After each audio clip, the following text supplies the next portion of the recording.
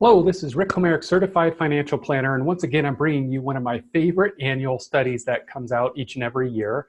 And this just came out September 10th, 2019. So let's go ahead and take a look. This is called the Consumer Expenditures Survey.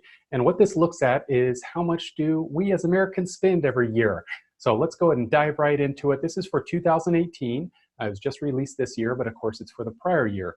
Average expenditures per consumer unit for 2018 was 61,224. This represents a 1.9% increase from the prior year, which was 2017, according to the US labor statistics. And the consumer price index was up, as well as right here, this is good news, pre-tax income increased by 6.9%.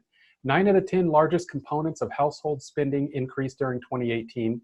The 7.8% rise in personal insurance and pensions was the largest increase among the major components, followed by 2.5% rise in food. The only decrease amongst the largest components was a 5.6% drop in education spending.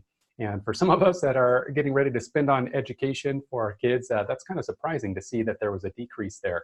But of course, it changes from year to year. Here are some select spending patterns that happened last year in 2018.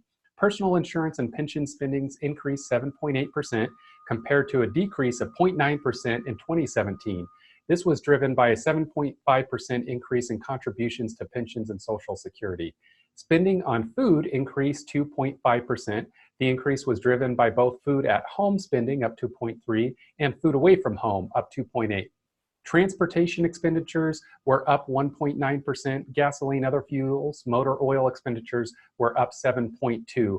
Vehicle purchases declined by 1.9%, following an increase of 11.6% in the prior year, 2017.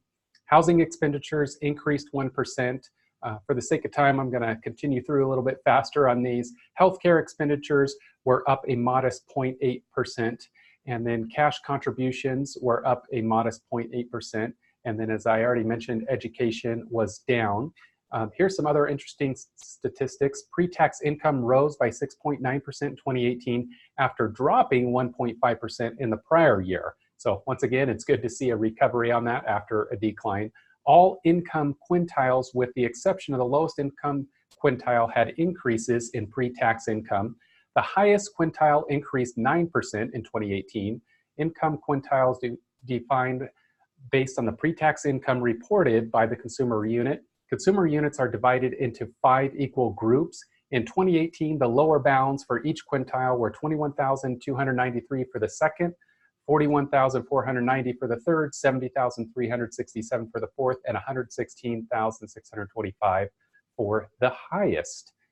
Let me go ahead and jump down here. Table A gives the average income and expenditures for all consumer units in the period 2018 all the way back to 2016, so a 3-year analysis there. And what you can see is that the average income in 2016 was 74,600. Fast forward to today, 2018, 78,600. So once again, it's good to see an increase upon income. And then the annual expenditures in 2016, 57,300, compared with today, 61,224. If you have any questions about this, your budgeting, retirement, expenses, income, feel free to reach out to me anytime.